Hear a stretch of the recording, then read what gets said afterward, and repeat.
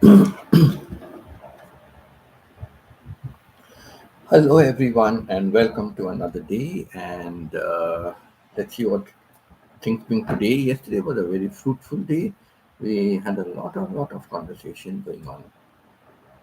I shared a lot of my story. Uh, if anybody wants to hear about it, you can just go over and listen. And yeah, things were okay. It was just an incident that took place, and it caused me to feel hurt about something that happened about 2 months ago. But I just brought it up, kind of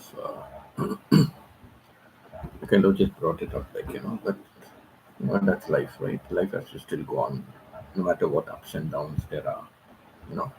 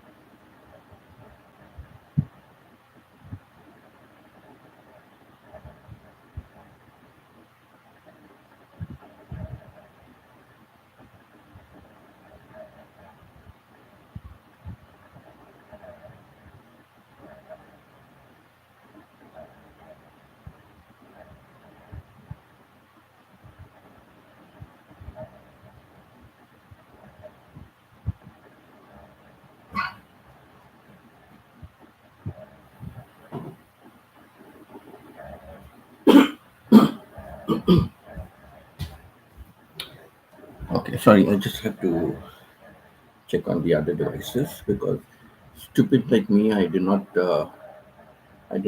keep it for charging early.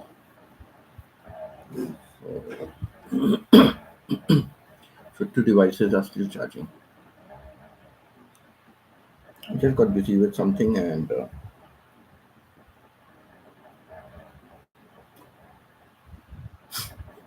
I just got busy with something, and that's it.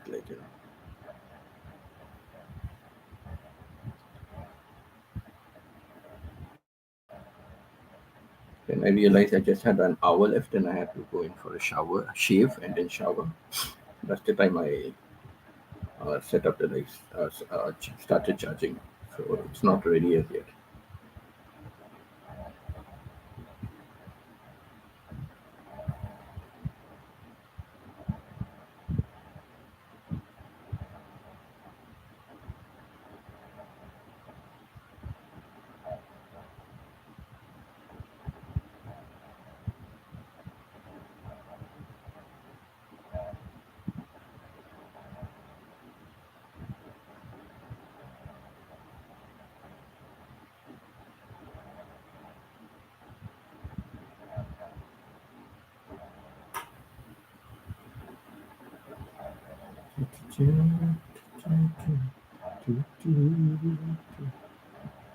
Agent Vlog, wow, how are you? Seeing you after a long time. Thank you for coming here. Thank you so much. Good to see you. Good to see you. So, Agent, what can I do for you? Let me see. What can I do for you? So, first thing is go to your channel. I'm already subscribed to your channel. Right? I'm already subscribed to your channel. Seeing you after a long time. Shots. So, let's go to another shot. Oh, chicken. Wow, chicken and paratha. Paratha and chicken. Wow. Yeah, thank you, thank you. Wow, that's nice, yummy food. So I've already connected with you. I've already connected with you.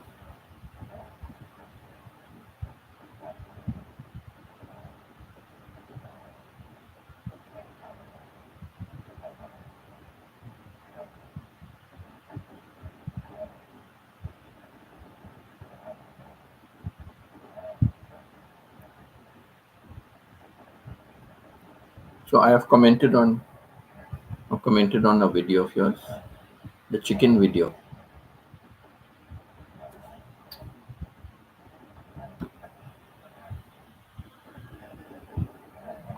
Come on, what's happened? There. Okay. The chicken video. WTP. WTP. Okay, tasty, I am sure. All right. So I've commented on your video. Okay.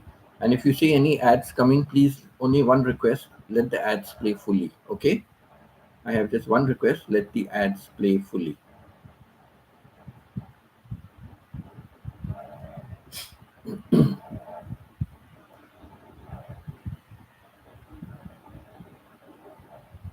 And I've already subscribed to you from before.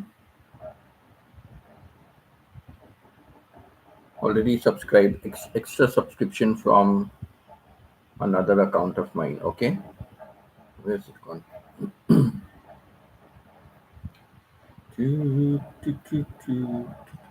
Already subscribed to you from this account. Okay, already subscribed to you from before. It's not my, it's just a support channel. Okay, this is only a support channel. My main channel is where I'm doing live stream. That's my main channel. So I commented on your chicken 765 views. Very good views you're getting for each video. Not bad. Oh, this one was 7.3 thousand. Wow.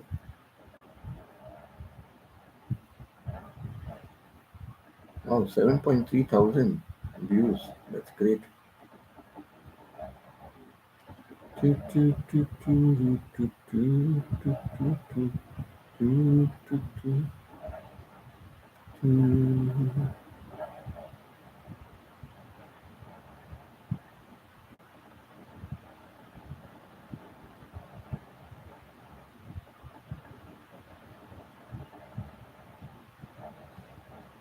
Okay, so I commented also on your video where you have 7.3 thousand views. Hello, Amanda Mom. South Africa, right? If I remember, I'm trying to connect everything together, and I want to keep repeating it so that I know it finally. Like done. Greetings, host. Thank you, thank you. Greetings, everyone. Thank you, Amanda Mom. So I think from South Africa, right?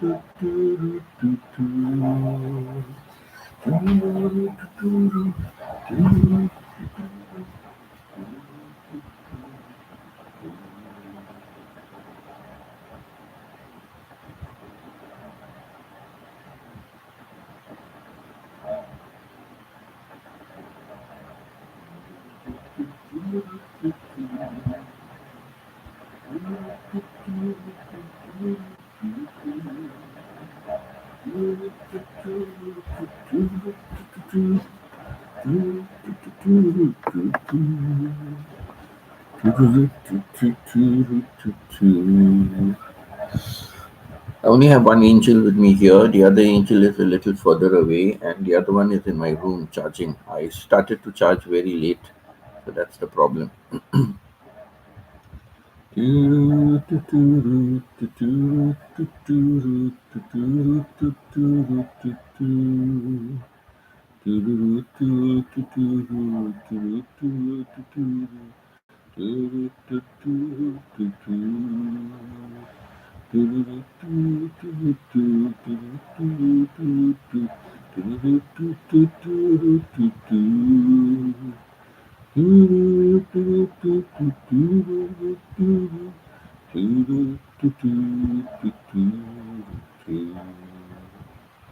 You picked a fine time to leave me, Lucy. For hungry children and the crops in the field. I've had some bad times, lived through some sad times. This time you're hurting won't heal. You picked a fine time to leave me, Lucy.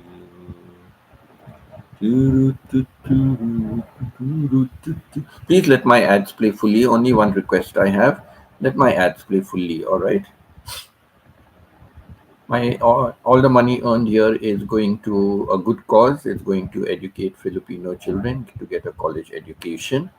So just request you to play the full ads. No money is coming to me. All will be used for educating Filipino children to get. And he's in Greater Manila area, so it's expensive over there.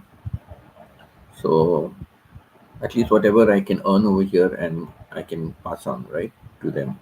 So it'll be a little less expense at least. So please just play my ads. And if anyone wants to take channel memberships also, you are free to take channel membership. Just take the lowest one because it's going for a good cause. It's not going to me. If it was going to me, I would say no, don't worry about it. But it's just to help. All right, it's going just to help. So I've already got 6 channel members. So please just if you're okay with taking a channel membership, take the lowest one also, no problem. Take the lowest channel membership, and it's all going to help a Filipino child, get a college education. The child has already started. Initial fees were paid. Thank you, iConnect. Thank you, Pita. Thank you for being here.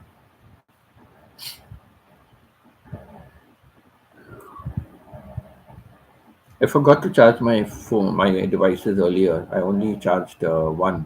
I started only 1 hour ago, so it's not charged fully. I should have put it at least 2 hours ago. So I'm down with not. I'm down. I only got one over here. I don't know how long he will last. 48% only, but this one lasts quite long. So 48% might carry me till the end. But the others, no. The other one, iPad is only 17%, and the Toshiba is just somewhere halfway through.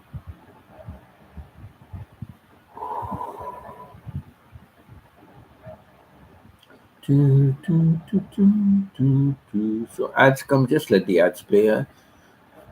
Okay, Agent Logs and Amando Mom, please let the ads play, right? Okay.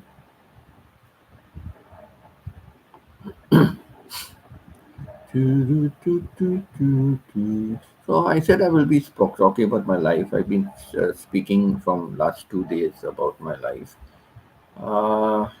Anyone wants to ask me anything more, you can ask me. Anything particular you want to ask about my life, you can ask, no problem about that. And now I'm wondering what to start out with, my teaching career. Yeah, I think why not today, my teaching career. So before I did my teaching career, I had some odd jobs, and till finally one day my father just said, like, he asked me whether I would like to teach, and I said, yeah, sure, why not? I said, because I'm very fond of children, very fond of children. So yeah, I'm open to teaching and all. And I asked him why, and he said, I've already applied on your behalf. He had already applied on my behalf, and so I um, went to do my teacher's training. It was a 2-year course. It was in a nice hill station, and and I spent 2 years there. Had a very nice time, learning all the methods of teaching and things like that. Good professors we had, and finally then came back to teach in the same school I passed out from. So I taught there for 3.5 years, and there was a lot of problems in the school. Problems in the sense that I had applied for staff quarters because my father was in the railway and he was retiring. He had retired, in fact, already. But so I had applied for staff quarters so that they could come and stay with me in the staff quarters. And though I was eligible for the staff quarters, and my principal was for me, and he recommended a lot, for me, but the head of the board, I don't know what he had against me or what it was, but he maybe just favored somebody else more. And so he was just dilly dallying, and delaying the process, and the accommodation is vacant. So I waited for 3.5 years. And by that time, I got fed up. And what had happened was one day we had gone to a national park. We had gone to a national park. So, and there were two other lady teachers and myself, and I had accompanied them, three other lady teachers and myself, and we had taken these kids, there. So I just went along extra to, take care of the kids. And then suddenly at one time when I was playing with the kids, one of the teachers called out to me and said, Winston, just come here. So I went there, and there was another gentleman with her, like, sitting down on the grass. So then she introduced me to him, and she said, oh, he just came and he was asking me, like, if I'm interested in teaching abroad and things like that. And I said, no, I'm already married, I have my family and everything here. But the gentleman is a bachelor still, so I'm sure he might be interested in going. So you can ask him, like, So that is why she called me, like, and then he spoke to me and said, are you interested and all? I said, well, I'm no longer a bachelor. I said, I just been recently married, I said. But yeah, I'm open, and that time the Gulf was all, going to the Gulf, people going to the Gulf. So I said, I'm open for it, like, Of course, when I go home, I talk to my wife, about it and all that. So I said, yeah, I'm open to a job in the Gulf.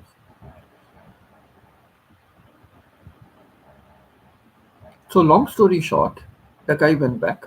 And long story short, those days there were only telegrams. There was no phones and, no email and all that. So there was just, I received a telegram saying to appear for an interview on so and so day at so and so time and so place. So I went on that day for the interview, and there were five members sitting over there, out of which one was the principal, and then there were four others that were there. I guess they were from different education departments, like, subject departments. Anyhow, introduced myself and this and that, and the only thing that stands out in my mind clearly about the interview was they asked me two main questions. Apart from other general questions, they asked me two main questions. So the first question they asked me is, okay, we see that you've been teaching English for, the last couple of years. So tell us what you think about teaching English grammar.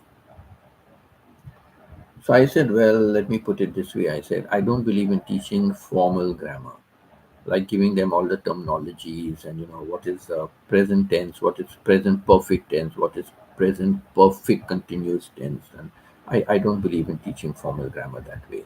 I believe in teaching grammar more in the usage, let them just understand if I'm doing it now, What do I have to say? If I did it yesterday, what do I have to say? If I'm going to do it tomorrow, what I'm going to do? If I'm doing the action, if I've already done the action, if I'm still to do the action. So, I like that. I said, if they know how to say those things correctly and they've got the hang of it, then I would introduce the terminology and tell them, like, this is it. So, I don't believe in formal teaching of grammar. And the other thing, yes, let the ads play. And the other thing I said is I believe more in communication. You know, we can all communicate even by sign language. If we don't know a particular language, we can communicate by sign language, right? So there's no, as long as we are able to communicate, that is what it is with me. But of course, when you have to take examinations and you have to do tests and exams and you have to do formal examination and degrees and all that, then yes, you have to know all these terminologies and you have to know all that. But otherwise, no, I said, formal teaching is okay. They will soon learn, they will soon develop, so it's that way. So, okay, they never said anything about that.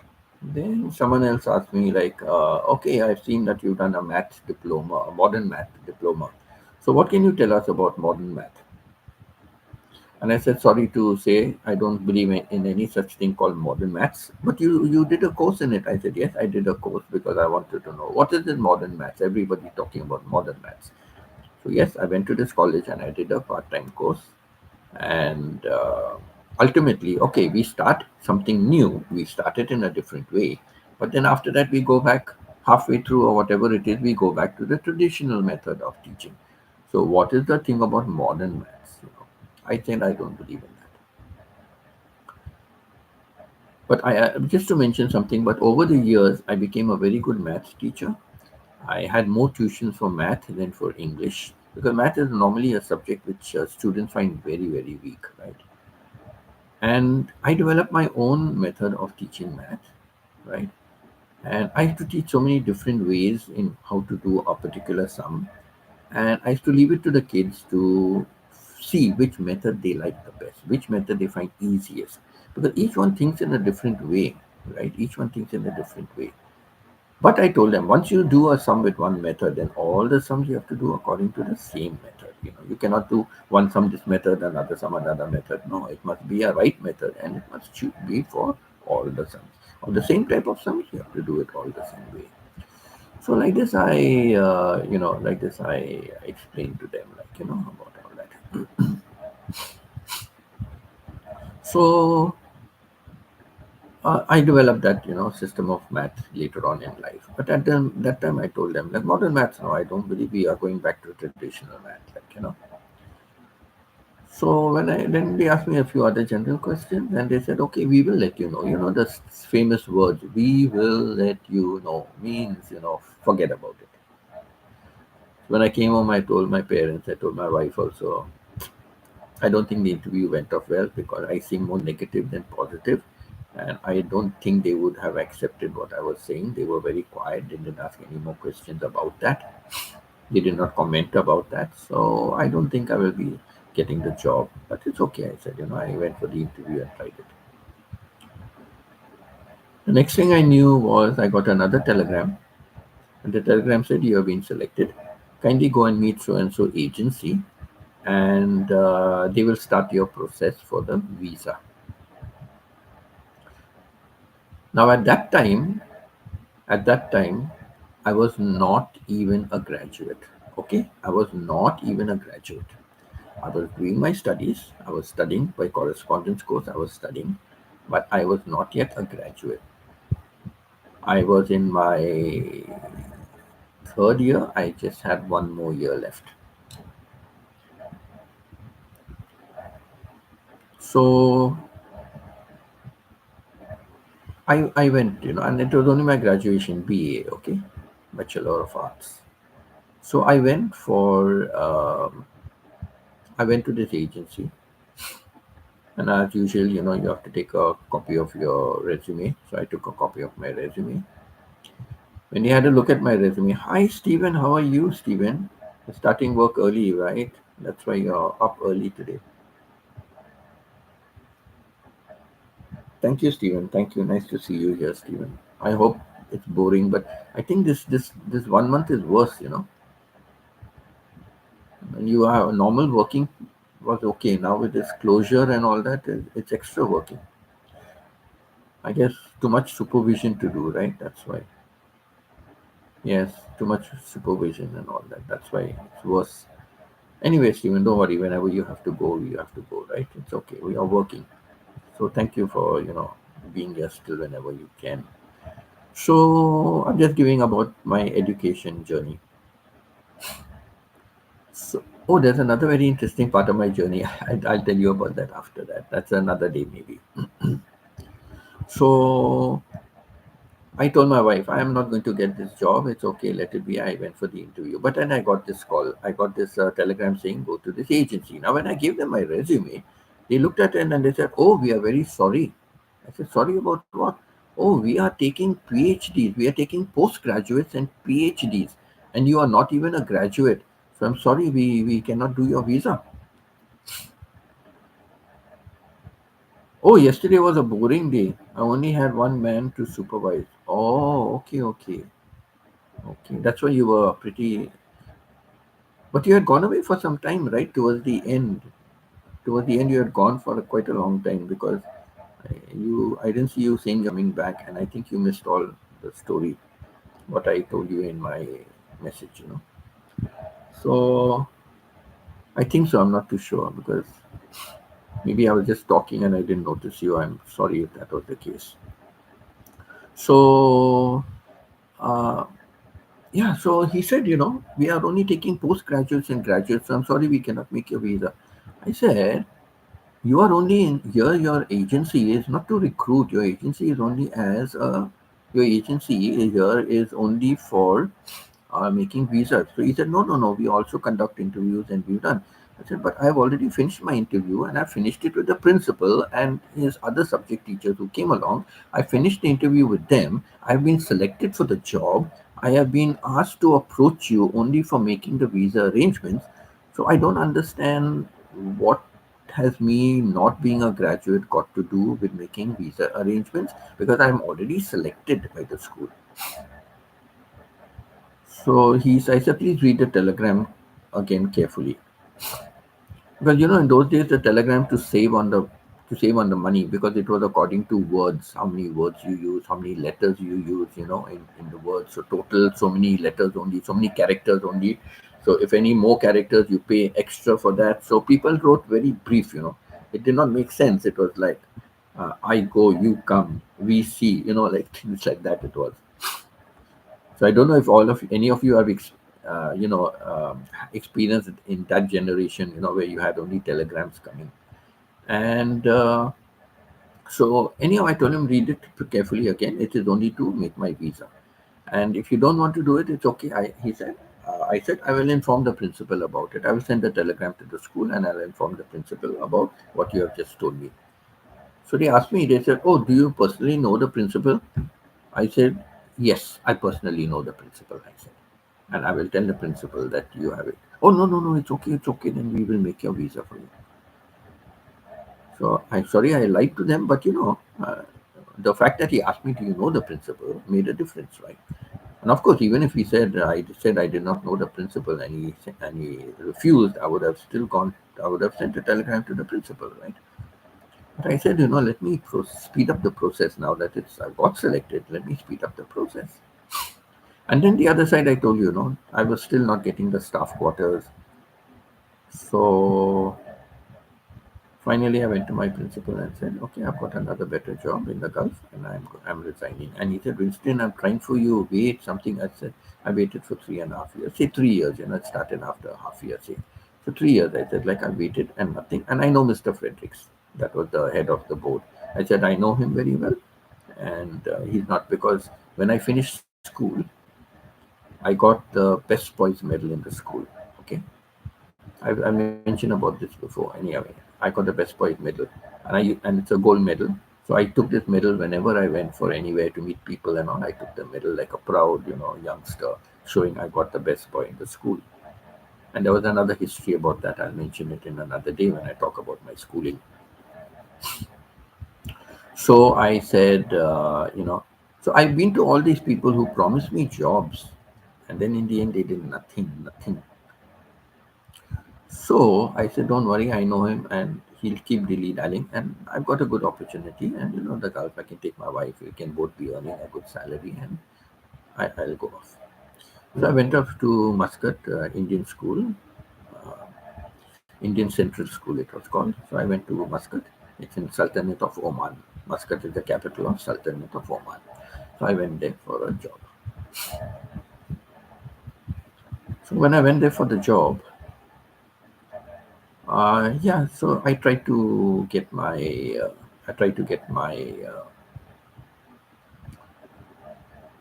wife over there. So what happened when I first went over there? I had to get a feeling of the place and all, right? So when I first went over there, I told my principal, just one second.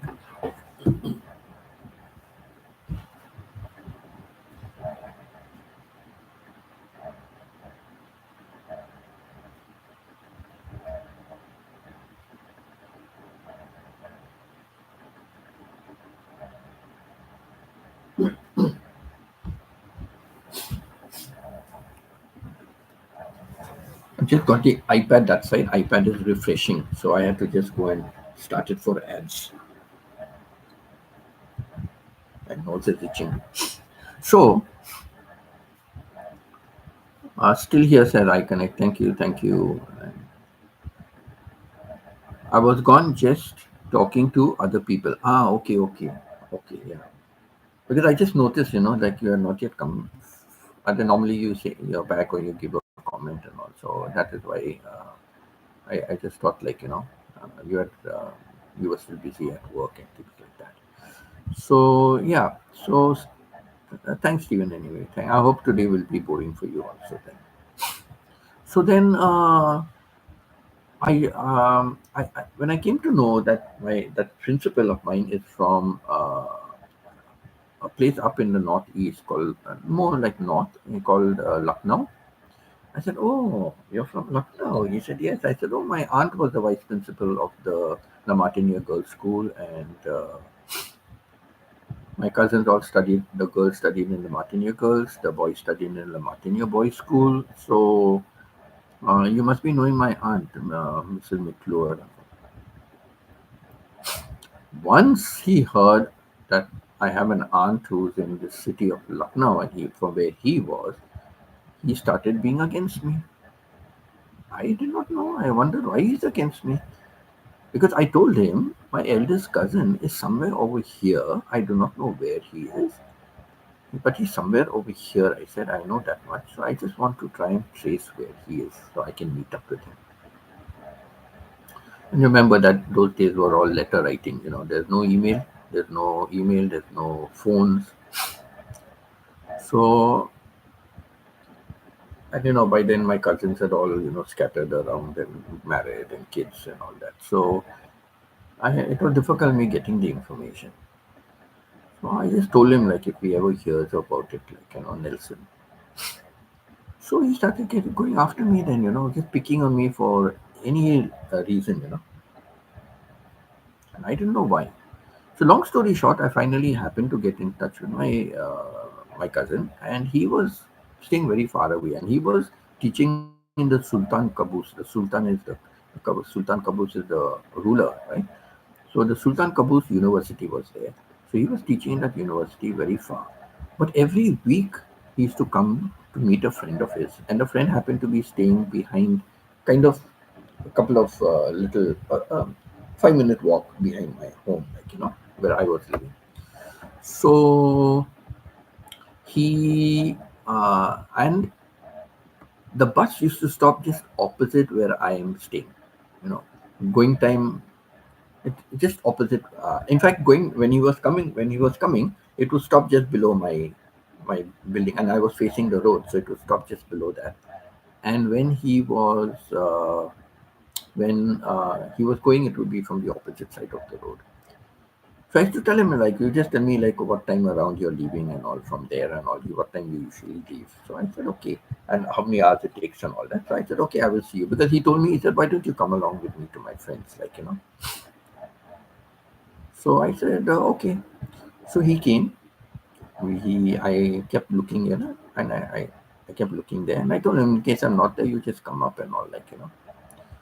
But yeah, we met and he came up, saw my place and the accommodation and all that. It was a it was a 4 bedroom place, and where I was, it was like the master suite, right? So the bedroom, like, there was a door. For me, there was a door. You enter the door, and then there's the toilet and all that. And then towards the toilet bathroom combined, and then toward the left of that was another door to the bedroom. So of course the outer door was left open, but I had the bedroom door. So there was another guy opposite me, another room. So he and myself, we shared this one, and then there was another 2 rooms, and there was another toilet and bathing room the other side where 2 other people shared it. So I used to meet him, and we used to go every week. And then the problem with my principal started getting more and more and more. I won't go into other details about what happened in between. I have mentioned it before, and maybe I'll mention it some other time, or maybe I'll mention it later if I still have time. So then finally, I wanted to take my wife. So I had approached my principal to tell him, like, this and all that. So he said, okay, I don't worry, I will help you with all the documents and all that. And he asked me to go to my accountant and speak to him about it and get all the documents and all. And then later on, he said, okay, now you have all the documents, give it all to me. I will go to the immigration and I will speak on your behalf, and I will try to get your visa for you. So I said, okay. I was surprised. Here he is against me, picking on me for everything, and he's willing to go and help with the visa for my wife. I said, very good. Gave him all the documents. He told me, I've submitted it, I've spoken to some people, I will follow up whenever I go to the ministry, I will follow up what's happening. Okay? I said, okay, thank you. Appreciate it. But the harassment kept on, you know. I said, there's something fishy going on. So we had another parent in the school, and the parent was working for the Royal Oman Police. They called it ROP,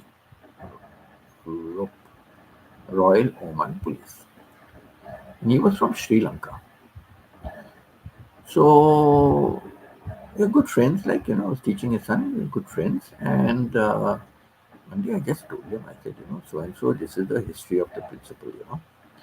I find, how is it he's so good with me? But, every time I ask him, he said, no, there's been nothing, nothing, nothing.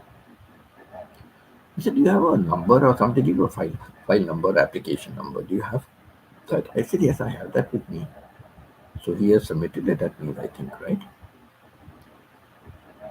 So I gave him the number, and he said, give me a couple of days to go there, because he's in the police, not in the immigration. But he said, give me a couple of days to go there. And I also know some people, I will ask around. So he went there. And then he said, this is a false number. He said, there's no application by this number over there. He said, no application by this number. So I told my principal the next day. He said, how do you know? I said, yes. I said, because I was just checking why nothing is there, and then this is what I found. He said, no, but I gave in all your documents and all that. Okay, you know what? We'll get your documents again. I'll go again and give it. Maybe they misplaced it, or maybe I got some wrong information. I will do it again. I said, okay. Got all the documents again. Then I asked him, when are you going definitely to the immigration? You better tell me. He said, no, no, tomorrow at this time I'll be going to immigration. I said, okay, very good. So quickly, hi, Ronnie. How are you, Ronnie? Thank you so much for being here. Have you changed your channel name a little bit, Ron Cat? Because I did not notice the second name, or maybe that was the name also. I'm so sorry if I'm mistaken. You're Ronnie from Cebu, right? Ron Cat, you're Ronnie from Cebu, right? Because I keep calling you Ronnie, and I've been thinking many times, even in comments I mentioned, and I've been wondering now, am I mistaken or is this the same person? Because I know the Ron Cat is very familiar, but that second name, I don't remember fully, I only look at the first name mainly. So you're Ronnie, right? Living in Cebu, correct? So yeah, so finally, I told this gentleman, I sent word with the son, like gave a small note, and I said, please give it this to your father. So he gave it. And then when I met up with the father the next time, yes, from Lapu Lapu. Sorry, yes, Lapu Lapu. Yes, somewhere down the south or southeast or something like that. Lapu Lapu. Yes, correct, correct. Then you're Ronnie, right? Yes, Ronnie. Okay, okay, correct. So I know Ron Cat, so I know it is Ronnie, and I'm familiar. It's just that second name. I don't know whether it was always that name or you changed it. So I don't know. But each time I've been commenting on your live stream, and even when you, I mean, on your live stream, your posts and all. Uh, and especially when you come here, I always thought of asking you that question. Yeah, so your name is Ronnie. Yes, your voice is on and off, my friend. Oh, really? Oh, nobody else complained about that. Maybe I'm talking very softly. Is it that way? I'm talking too softly, so I will just make it a little loud. All right. And tell me if you still feel my voice is on and off. Okay, just let me know. Okay. So I where was I now? Yes, so I told this police, the Sri Lankan policeman. I said, he's going. If you're free, can you please check up on that? And he said, yes, yes, sure, I will make it a point to check up. So he waited. I don't hear sometimes when you talk. Okay, because nobody else has complained. So anyhow, no problem. I will try to tell me if it's getting better. All right, tell me if it's getting better. So he said, don't worry. I will make time and go to the immigration and I will check. So later on, when I met him, he said, guess what? I came to the immigration office. I saw your principal over there. I followed him wherever he went, right? But he did not hand in your forms. He did not hand in any forms to anybody. He just went, he saw to some of his own work, and he came away. So I said, okay, so this is his trick, right? This is his trick. Now, how to get forms again, you know? And it was already now coming to the end of the first year. It was already coming to the end of the first year. He dilly dallied so much, Still here says I connect. Thank you, Pita. Thank you. So we were dilly dallying, So finally, I said, okay, he's not going to do my visa, so I have to find another way. But in the meantime, I met my cousin. So when I met my cousin, I asked him, who's this principal from there? He started picking on me ever since I was trying to trace you out, And I told him about my aunt, your mom, my aunt is there and all, and he started harassing me. Then he told me the story that this fellow was a priest, a Roman Catholic priest. Okay, he was a Roman Catholic priest. But then, priests and all, Roman Catholic priests not allowed to marry and things like that. But he fell in love with a woman. And so he left the priesthood and he got married to her and they had kids and everything. So he was scared about his truth. Okay, Stephen, duty calls. Stephen, take care, Stephen. Hope you will make it back fast. So he was scared that people will know about his secret about being a priest and, giving up the priesthood just to get married and all that. It doesn't concern me.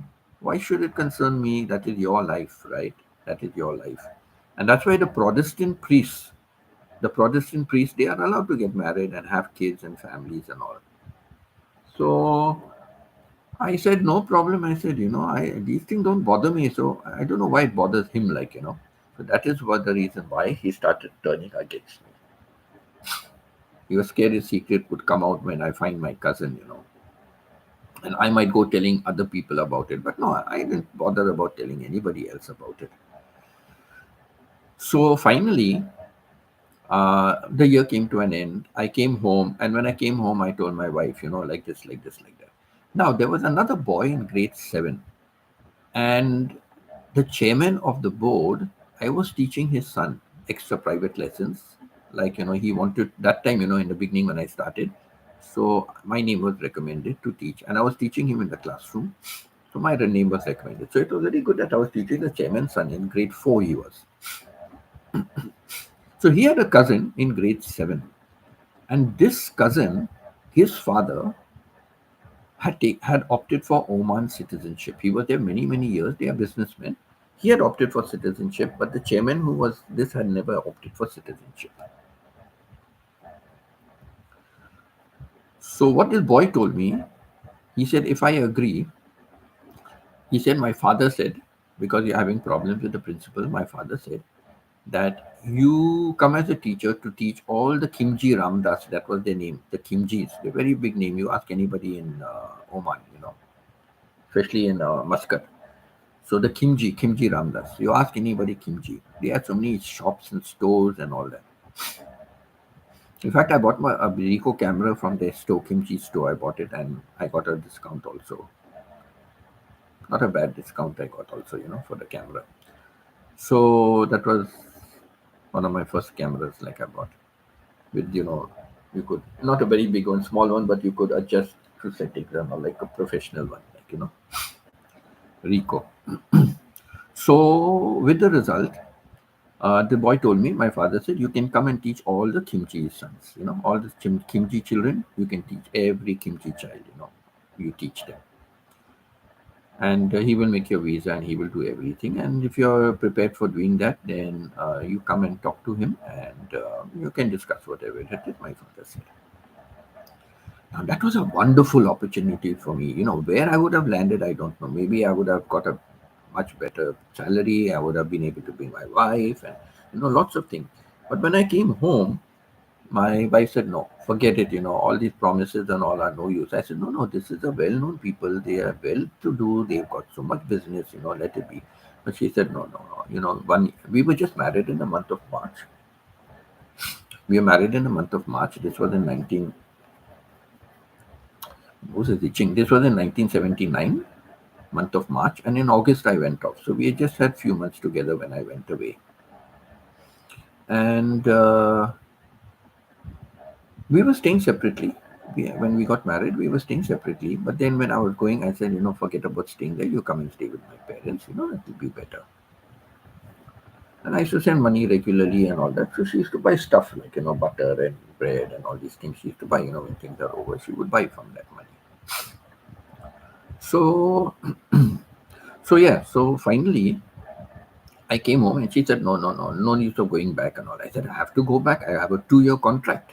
So I have to go back. I cannot break my contract. I'll go back. But when she kept on insisting, I said, okay, I'll do my best. I'll go back and I'll see what they say about the contract. At the most, I would have to give 1 month's notice period. So it won't be like, and I'm breaking my contract basically. So it won't be the 1 month's notice period. That is after the contract. So I said, what I will do is, I will work the 1 month over there. And I will tell them at the end of the month, I will tell them as soon as I go that I'm going to resign. I'm giving 1 month's notice, I'm resigning. And at the most, my 1 month salary, they can keep it, right? They can keep my 1 month salary. I don't mind in lieu of breaking my contract. Now, you cannot afford to lose a 1 month salary also like that. But still, the thing is like, I want to leave, right, the job. So because of that, when I came back, first thing I met my principal and said, then I told him his fortune. I said, you tried to fool me saying that you were trying to help me, but you did not help me. You did not even submit my application form to the immigration office, I said.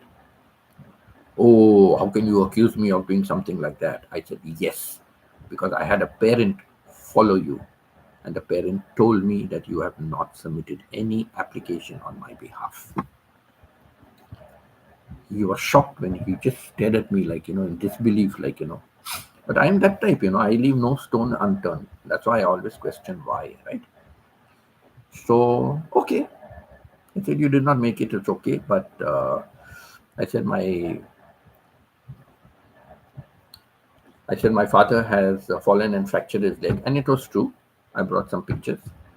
He had fractured his leg because they were going for a, and this was before I went for my holiday. They were going for to a place and they had to go by the ferry.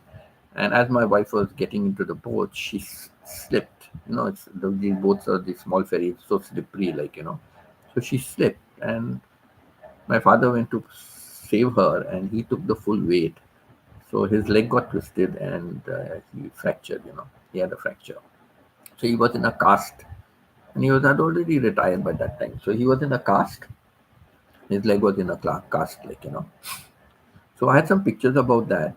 So what I did was, by by the time I went there and on, he was okay. But I took those pictures and I showed him. I said, "See, my father is in a cast, So I have to go back. There's nobody else to take care of him. So I have to go back and I have to be there to take care of him, because my wife also works and all that. My mother is working, so there's nobody. So I have to go back. So I'll work this 1 month, and if you want, I can pay you the 1 month salary." "Oh no, you cannot leave. You have a 2-year contract. You cannot break your contract, and blah blah blah blah. I'm not going to give you a release letter. You cannot go back." And he kept on. I said, "Okay, I won't take his name, all right." I said, "Okay, no problem, Mr. So and so, no problem. When I go to Mr. Kanaksi's house for the tuition, I will explain to Mr. Kanaksi my problem, and then I will leave him to make a decision because he's the chairman. He's above you. He's the chairman."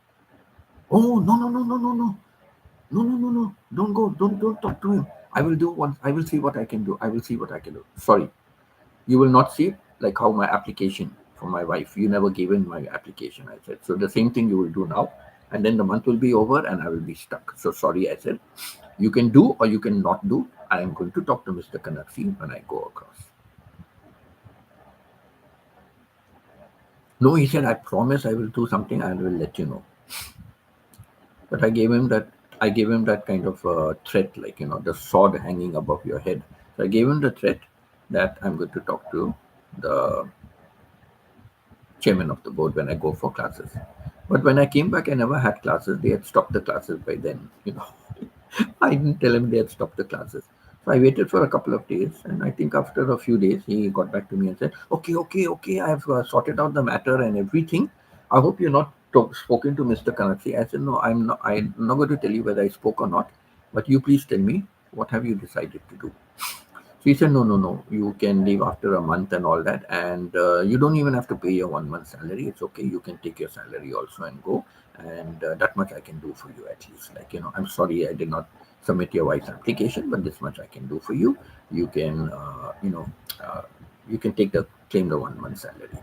I said, "Okay, fine, no problem with that. Thank you very much for at least being, considerate about this matter." I said, "But I was good to work here." I said, "I was happy to work here. That's why I came back." I said. He said, "No, why did you come back? You should have stayed there instead of coming back." I said, "No, I had my things over here and all that. And who's going to send it back to me?" I said. And then another thing is, I never knew that my father had fallen down, right? I never knew. So by the time I went there, that is when it happened. I said, so uh, otherwise, there was no reason, for me there was no reason for me to stay there like it is straight away, just when it happened now. So I had to come back and have to inform you, properly, legally, and the 2-year contract. I had to speak about that. So that's why I came back. Because what if I cannot? I have to work here. Then I don't know what would have happened. I said. So anyhow, long story short, he said okay, and everything was settled, and I could leave. Now there was the day. One second, I'll just draw the curtains.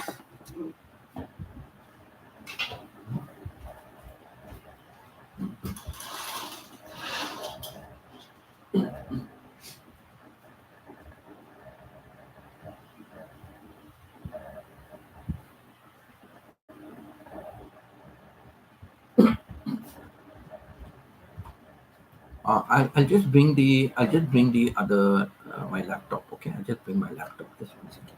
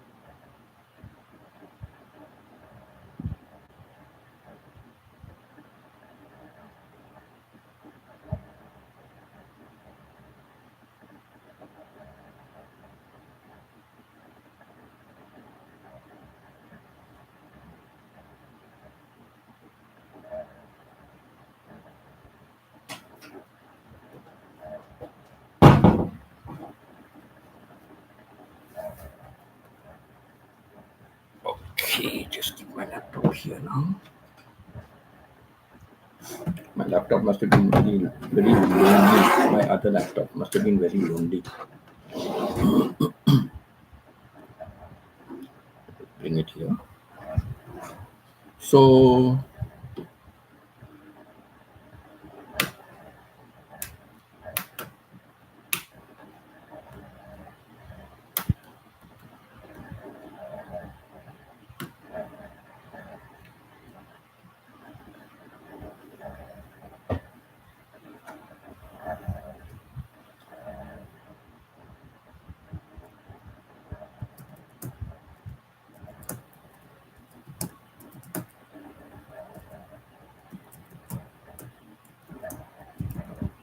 so I said now, oh, CK, how are you, CK? Thank you, thank you. Thank you, CK. Watching while working. Thank you, CK, for being here. So, the day I was supposed to leave from there,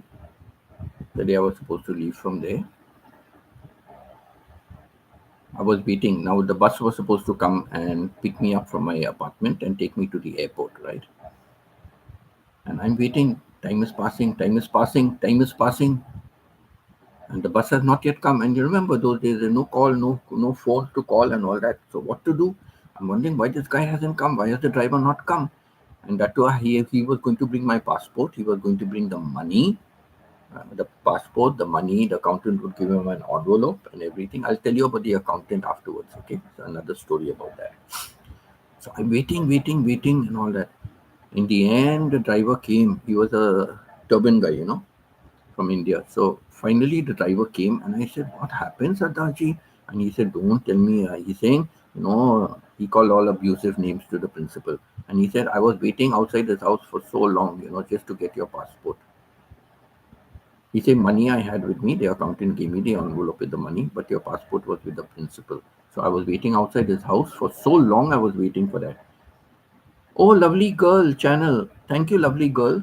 Uh, you were on Chona's channel or CK Aling CK's channel. I forget because I was on both the channels this morning. So either you were in CK's channel, Aling CK, or you were in Chona's channel. But I've already subscribed to you from before, long time before. Okay. So I went to your channel. When I went to check, I've already subscribed to your channel from before, and I commented on one or two videos of yours also. Okay. So thank you, Lonely Girl channel. Thank you for being over here. Yeah, I left a comment also in that nobody can say that they are lonely, right? Something like that. Yeah, so that way. You picked a fine time to leave me, Lucille, with 4 hungry children and a crop in the field. I've had some bad times, lived through some sad times. This time your hurting won't heal. You picked a fine time to leave me, Lucille. I'm going to leave you because my nose is itching. I need to do something about it.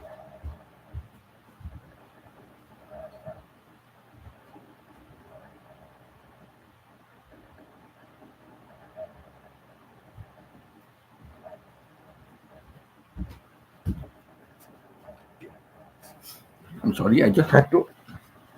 I don't know what, it's just itching. So, yes, thank you for coming here, Lonely Girl channel.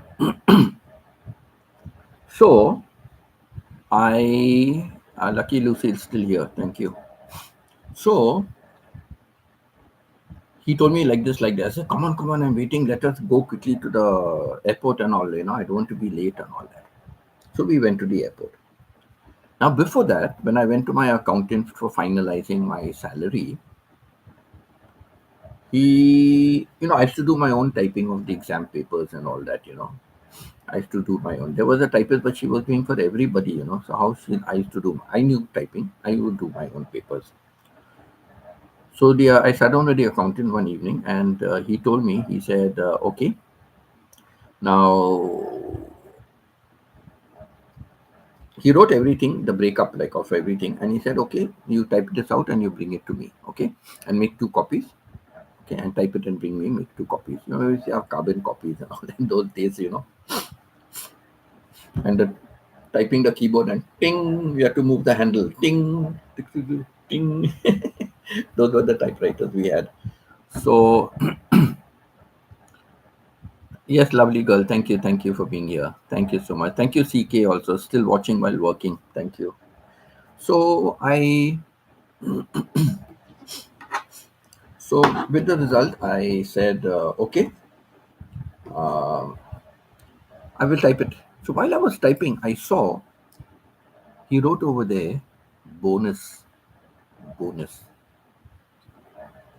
Now, as per the rules and the agreement, bonus is only after 2 years. When you finish 2 years, then they will pay you bonus. And after the 2 years, every year, if you renew your contract, after that it was annual contract. Every year you will get a bonus. So while typing, I went to him and I said, "Excuse me," I said, "you told me like this, and there is no bonus in the contract. There is no bonus. Only when I finish 2 years, then I will get bonus."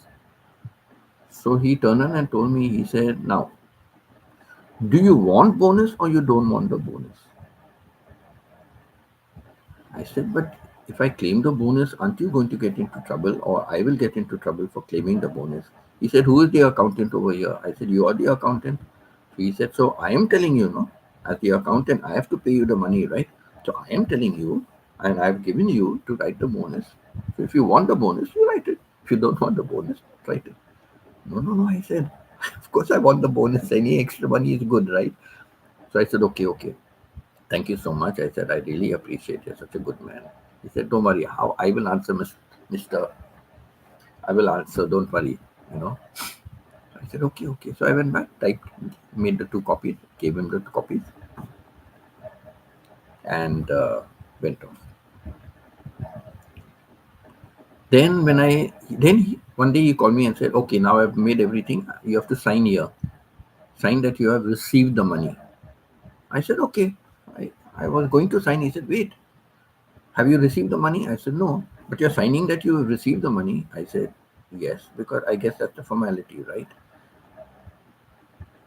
He think, "But then once you sign, means you receive the money, so I don't have to give you the money." I said, "Okay." I said, "No problem." Because anyhow, I was ready to forfeit 1 month's salary. So if that is the case, I said, "It's okay. I will do it." He started laughing. And I told him, "When you added a bonus to me, that shows what a good hearted man you are, right?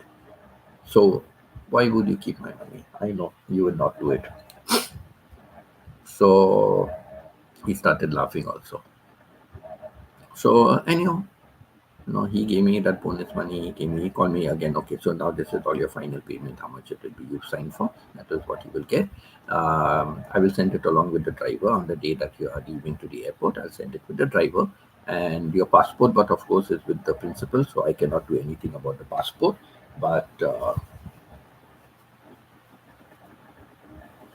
I cannot do anything about the passport, but I'll give him the envelope with the money, and I'll seal up the envelope, and he will go to the principal's office. He'll go to the principal's house. He'll collect the passport from the principal, and then he'll come and pick you up and take you to the airport." So that was the story and the rigmarole. So very good of him, very good of him to the accountant, to give me that extra bonus money. And he calculated like on the basis of 1 year I worked, and he gave me that much money. So it was good. The bonus was good. I forget exactly how much, but so that is how it was. So I was very happy with that. So that was my job. I went back again. Then I began working in another school. Then I was not really my heart was not into the teaching still, kind of. I wanted a change of job. I wanted a better job, better salary. So I started doing my going for a typing course to one place, and they were also agency for placement, and that person knew my mother very well. They were good friends. So she finally got me a job.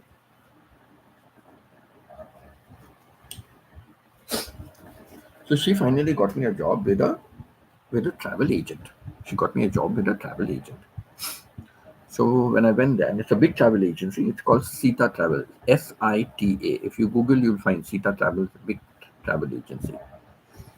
I don't know till now whether it's still there, but there are so many others that came up. But I know, so it's maybe still there. I think a big travel agency. Must check and see if it's still there. So posh office went over there. My manager was a Bengali fellow. He called another Parsi guy and said, "Okay, take him and show him what he has to do." So we went. Now, what we had to do was we had to go to the airport. We had to meet our clients at the airport, and then we had to take them to their hotel and check them into the hotel. So before that, we had to phone up the hotel, find out the booking was done, everything done, and all that. Make sure everything is reserved, everything is there, and then we used to confirm all that, and then go and meet the client and take the client. So that was very good job, nice job it was. But then, we have two Western Railway and Central Railway. And my wife and I, when I came back, we again started staying separately. So we were staying on the Western Railway, and that to a Western Railway harbour branch, which was even further away. And the airport and everything is on the Western Railway. So long story short, I had to stay on the Western Railway, and the rents and all were very high. I couldn't afford it. So in the end, like I had to give up that. I couldn't work there anymore. And so then I went back to teaching, and that's when I went back to another place in Pune. So I went back to teach over there, and I stayed there for 10 years. The first year everything was good with the principal, but after from the second year to the 10th year, harassment to the biggest degree. But by that time I had got bolder, I had got better, and I got more argumentative, and I started like kind of hating authority. If you're in authority and you act good and kind, it's okay. But if you want to be cruel, you know, then you will find my cruel nature also coming out. So he harassed me in so many ways. I stuck through all the harassment until finally one day he said something about my football coaching. And I turned on and told him, I said, "Do you want me to be like the other coaches?" And I was coaching the senior 11 football, okay? And we had already won a laurel. We had won the school inter-school tournament for the first time in the history of the school. For the first time in the history of the school, we won the football tournament. And what is great about it is that we were having only students in grade 9 and 10, because it was only up to grade 10, the old system. It was a new system that was added. And the other schools, the tournament allowed other schools for even grade 11 and 12. Children could, were coming under this group. So while the other schools had the junior college, they were 11 and 12. So while the other schools were having up to grade 11 and 12 students, we were having only grade 9 and 10, So, they are inferior compared to, a 2-year senior person, But yet we won it for the first time, in the history of the school. So I got lots of laurels and all for the school. So he started with his harassment. So he said something about the football, and I turned and I told him, "Oh, do you want me to be like the other coaches? There was the middle school and the junior school. So you want me to the teams?" So I said, "You want me to be like them? What do they do? And football is played during the rainy season mostly, right? So I said, you want me to be like them? They are standing at the side. They are standing on the sideline with an umbrella, and they are coaching the boys. You want me to be like that?" I said. "But me, I'm in my shorts. I'm in my jersey. I'm in my shorts. I'm in my stocking. I'm in my boots, my football boots. I'm out on the field in the rain, running with the kids up and down, coaching them. So what do you want to do? You want to coach like that, or you want a coach to stand on the sidelines?" You think, "Oh, I'm giving you football boots, right? So you're supposed to do it." I said, "Yeah, but the other coaches, you're giving them football boots, and they are not doing it. So why are you talking to me about this? Hello, Joy. Oh my gosh, Joyce, thank you so much. Good to see you. Good morning, good evening, everyone, and good afternoon. Because people like Veronic. People like Veronic. She's not here, but if she comes here, she's in afternoon. So I said, oh, so if that is the case, don't worry. I said, I'll give you my boots back to you. I can afford to buy boots myself. So the next day, promptly, I took the boots in the morning. Washed it and all. I took the boots in the morning and I gave it into the office and gave it to the principal and said, here's your boots. I said, in the evening, I will go and buy boots for myself. Within an hour, he sent a circular. Within an hour, he sent a circular. And the circular said that Mr. Burton will no longer be the coach of the senior 11 team and Carlos Duprat will take over the senior 11. When I was removed from being coach of the senior 11, football was my passion. Till today, it is my passion. It broke me. I said, okay. Now we already had our own house. Immediately, I made arrangements. I spoke to my wife. I said, I don't care what it is. We are moving. We are moving. End of this month, we are moving. I said. So we made all the arrangements to move. We had to buy furniture for our home. We bought the furniture. We had basic furniture initially, but we had to buy some more things. So we did all that, bought everything and all that. And then I gave 1 week's notice. I said, I am, and my duty was coming up. So I gave 1 week's notice and said that, okay, I'm giving you 1 week's notice. My letter said 1 week's notice, and I'm leaving the boarding section, and I'm going over to my own accommodation. And everybody knew I had my own accommodation. I'm going over to my own accommodation. Oh, he was up in arms. Oh, you cannot do that. You have to give me sufficient notice. I have to reschedule the duty for everybody, and blah blah blah. He went on and on and on. And I said, yes. I said, I've gone over my contract. There is nothing stating in my contract. I have to give notice if I want to, leave from residential to non-residential. There's nothing in the contract about I have to give notice period. At least I'm giving you 1 week's notice period. I could have left in 24 hours, but at least I'm giving you 1 week's notice period. So you have 1 week to arrange people for my duty and other things. And yeah, that's it. Lucy in my browser stopped. Oh, I'm so sad. You picked a fine time to leave me, Lucille. Your trousers stopped working and the crop in the field. I've had some bad times, lived through some sad times.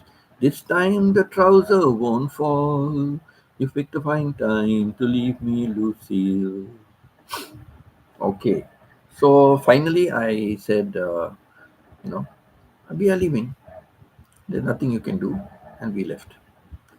Then the harassment started. But I was very lucky because I managed to get a job in Dubai. So I got a job from there, told my wife, and we had another family friend who had already been in Dubai.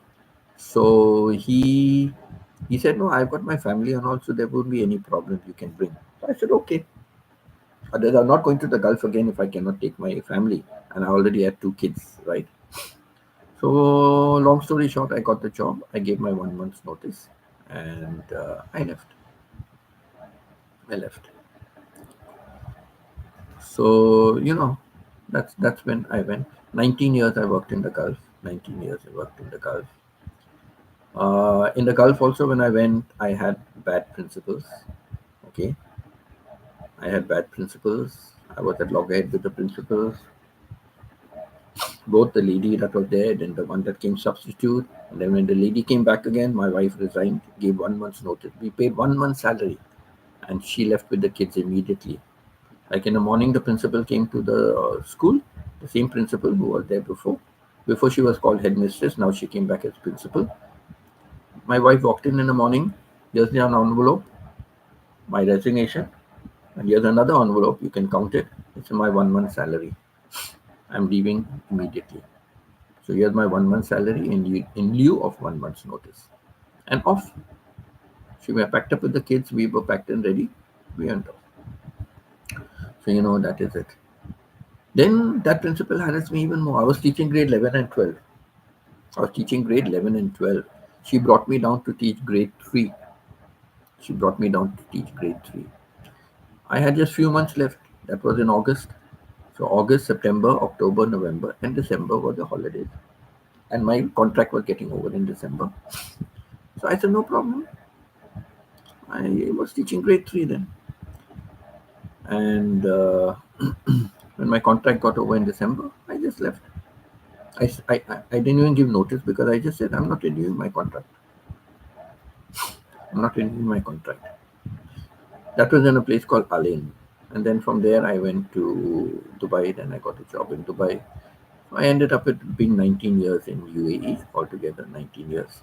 About 3.5 years I worked in that. 3 years and 4 months, 5 months I worked in that school, and the remaining I worked in Dubai. And then in Dubai, I managed to get a supervisor's job, a coordinator's job, which did not last for long. I've given a story about that also before. And then I got a assistant headmaster's job, but I was in charge of the boys section, and there was another person in charge of the girls section. And then from there, I left a job in 1 year's time. That also I mentioned before about it. Maybe some other time I will talk more about that. And then I got another. I went to it was the final year of my daughter graduation in New Zealand. So my family came after 1 month. My wife and son came after 1 month. I carried on staying there for another month. Took my daughter. She had holidays. I took her sightseeing here, there, everywhere. And then I came back again, and then I started searching for a job. And then I got the vice principal job in the American International School. So I was there for about 7 years. I was there for about 7 years, and my wife insisted on going to Dubai, going to Canada, going to Canada. So I finally packed up and went to Canada. In Canada, I also mentioned, go back to the teachers' college, and the degree you have to send from the university directly, and all those problems. So I took odd jobs, and I mentioned about all this yesterday. So I did all those jobs and all that, and I did private teaching. I did a lot of private teaching. So evenings I used to drive and go to the homes, do teaching and all that. And weekend I had students coming to my condo, and near the swimming pool there were some tables and chairs. We used to go there and we used to have our classes. Well, at that time my wife was bedridden, so it's awkward with her in the living room, like to have classes there. And she likes to watch the TV programs, and also we used to go down near the swimming pool. There were tables and chairs, and separate from like a little lounge, away at the side of the pool. So we used to do our classes over there. And I saw others being teaching over there, so I also started to do. So yeah, so I used to do a lot of private teaching. I even coached students for the IELTS exam, and yeah, that was my story over there till my wife passed away. And then yeah, the rest is history. All of you know about that. So I left Canada and moved over to Southeast Asia. So yeah, that's my educational story. Today I went through a bit faster. So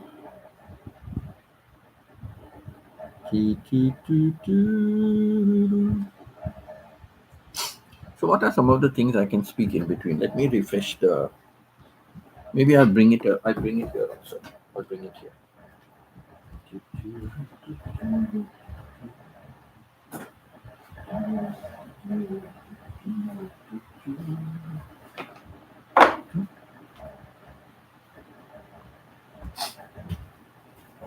Okay, here comes Mr. iPad. Here comes Mr. iPad. 59%. So it's definitely going to conk out, but I don't think I will stay very long today. Like yesterday, I stayed very long.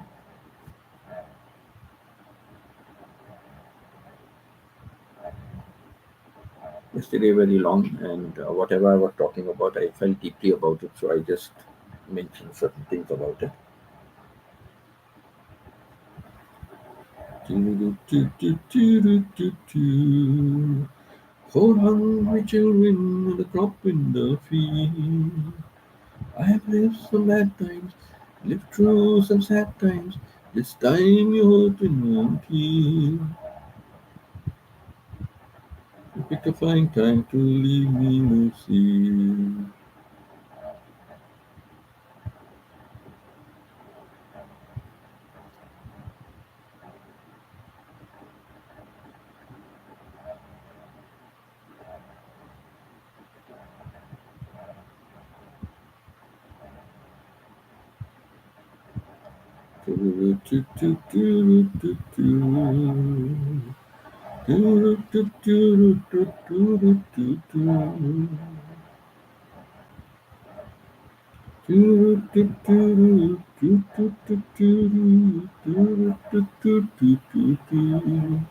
You picked a fine time to leave me, Lucy. So, what was it like teaching in Southeast Asia? Did you have problems with the culture? Okay, very good question. Good, you're asking me something so I can talk about it. Well, uh, I did kind of private teaching. I never was teaching in a school because once you cross 60, they don't give you a work permit. I'm not allowed to work. I was not allowed to work, but I used to go to their homes. I used to go to the homes, so it was okay. All right. And I better not talk too much more about that. So, and it was Thai kids, right? It was Thai kids.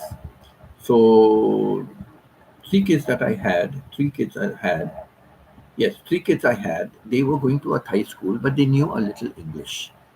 And some of the other kids were going to schools, but they do teach English over there for uh, one period a day is taught in English, unless they are going to an international school. And Thailand has a lot of international schools, especially Bangkok and all has lots of international schools. So in international schools, they are learning everything in language, and Thai is a second, everything in English, and Thai is an additional second language and things like that. Okay, but they are learning everything: history, geography, science, math, and English, of course. Everything is in English. But in the Thai schools, it is the opposite. There's only one subject of English, and the other thing, math, everything is done in Thai.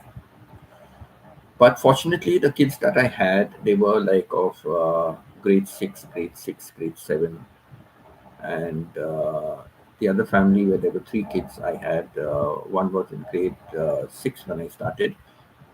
The other boy was in grade 9. He was in grade 9. And after some time, the girl joined me, and the girl was just completing a high school and going into college. So I taught her when she was in college also. So their English really improved a lot. Their English really improved a lot. Because not that I say it, but I know many of my students have told me also I'm an excellent teacher. They used to tell me, we wish our kids had a teacher like you. Now that is the highest compliment anyone can get, right? We wish our kids had a teacher like you. So that speaks a lot about my teaching. So, yeah, so it was not really difficult for me. It was not difficult for me. If you're teaching people who don't know English at all, then that becomes a problem. And that is one reason why, when students are graduating, the graduating class, every principal and everything is always praising the senior teachers. Nobody thinks of those junior teachers, the KG teachers, where some students started their schooling in the school and came right up to grade 10, 11, whatever it is. But they started in the junior school. In those junior classes in the KG and all, they are coming without knowing any English at all, correct? No English at all. And then they are half crying and wanting their mummies and daddies and all that. How those teachers manage? Hats off to those teachers, how they manage. And they are the ones that are setting. We are getting in grade 6, grade 7, senior school, we are getting students who already are speaking English, right? But those are getting this mostly not from English speaking. Unless you're in an English speaking country, then okay. But like I was in Dubai, so mostly all the Arab children and uh, cosmopolitan mixed countries children, so all different languages and all that. And of course, being in the Gulf, so mostly all Arabs. Very few were international students who knew English already. coming, in the KG. So I give credit, to all those kids. And even then, even if they are coming from an English background, what does a KG child know? Correct? Today's generation is different. Today's generation is different. But I'm speaking about those days. So, yeah, so honestly speaking, I've never really taught junior classes. When I first started my teaching, I was teaching grade 3, 4, and 5. Okay. And they already knew English. So there was no problem with that. When I went to my first job abroad in Muscat, I was teaching grades 4 geography, and I was teaching grade 6 and 7 English and math. Okay. So I never had a problem there. When I went to Dubai, also I was teaching senior school, except for that 1 year when she put me to grade 3. Otherwise, I'm always teaching middle school and senior school. So I used to teach mostly middle school math and senior school English. So in all the schools, they were already speaking English, so I never had a problem. I never had any problem from that. Now in Southeast Asia, talking about the cultural difference, yes, there is a lot of cultural difference, but um, I quite like Thailand. I quite like Thailand from before, many years before I like Thailand. My wife has visited Thailand before. She spoke a lot about the country. So I did my TESOL course. I did my TESOL course. I saw US, these places, Canada, US, everything I saw. But then I did my TESOL course from Thailand. I chose a thing in Thailand and I did my TESOL course from Thailand. So, so I've been having a lot of association with Thailand. I began to do a lot of research about Thailand. And, oh my God, my nose today I don't know what's happened with my nose today. So I've had a lot of, background about Thailand. So I already knew about their culture. I knew about many things about that. What were the right things to do? What are the wrong things to do? What are the things is mustn't do at all? So I began to do all that. So when I finally did come here to live, I did not experience any kind of a cultural shock at all. No, no cultural shock at all. uh, I learned a few more things. Of course, I learned a few more things that to do, not to do, and things like that. I learned a few more things when I began to speak. Part of the language. Only what is necessary for me, I learned to speak part of the language. So I couldn't do all the correct pronunciation. So sometimes my pronunciation was wrong. Like kanokpan, it's for bread. Kanokpan for bread, and sometimes in the supermarket, I would say kanokpan, and they're looking at me. Kanokpan, kanokpan. So it's got a little tones and all. If you don't say it in the correct tone, they don't know what you're talking about. So anyhow, so sometimes I had problems like that, quizzical looks, from people because I was not pronouncing things correctly. So from that point of view, from talking, that was the problem. The students at the foundation level learn so many things from their teachers. Yes, at the foundation level, I give hats off to those teachers.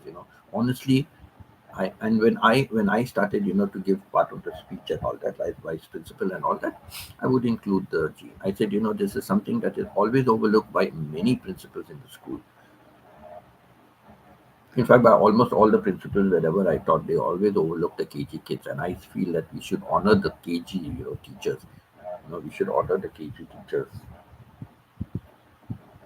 So yeah, I'm not having a running nose. I'm not having. I think I'm having a dry nose, but there's something itching. I just don't know what it is. It's just itching. My nose is just itching. So, so yes, the foundation teachers they need more credit than the senior teachers.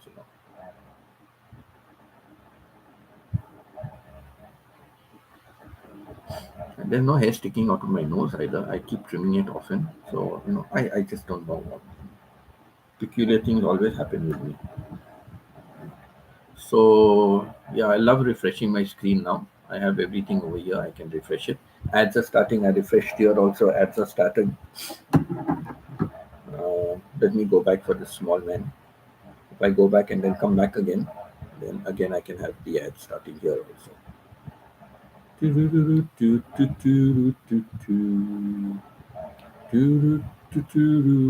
See, ads. I went out of the thing, came back again, and started my, because I don't have a refresh button on this one. I don't have refresh. So I don't have a refresh. But the other two I have refresh. So it's easy. So yes, so that is my story about the Southeast Asia. So then COVID, little before COVID, I moved to other places. Then I had online teaching, online, but 5 students only. I was teaching them online, except one place I went to 2.5 years. I stayed there, and that lady I knew them from before, the parents, and she said, "Come and teach." The child is a slow learner, so I said, "No, slow learner. I have to be there. I cannot do correspondence, online close." So when finally, when I was leaving another province, she said, "Why don't you come here? Where you're going?" I said, "Back to Bangkok. I only know Bangkok." She said, "No, why don't you come here now and teach my son?" So I went there to teach her son. So I used to go to their house to teach. But others I used to be online. And yeah, he was a slow learner, but he picked up. He couldn't remember what he had for breakfast. He couldn't remember what he had for breakfast and lunch. And I'm going in the evening, like 4 o'clock, 4:30, 5 o'clock. He couldn't remember what he had for breakfast and lunch. And he improved so much. I was so disappointed when the mother said, "No, I want to stop the classes because I want him now. He's gone to grade 6. I started when he was in grade 3. Now he's gone to grade 6. I want him to have, the teachers in the school teach him. It will be better for him." Okay. And I left that and came back to Bangkok. I left over there and came back to Bangkok. So yes, Joyce, thank you for asking. And yeah, that is it. So I basically never had any problems with there. But I improved all the kids. I improved them. And I've always had this thing, like, when I'm doing private tuitions, if you're not showing progress, I will leave you. You have to follow what I'm saying. You have to follow, you have to show progress. If you don't do the homework, you don't do the work I set you, you don't study according to how I'm training you, then I don't carry on with the tuitions.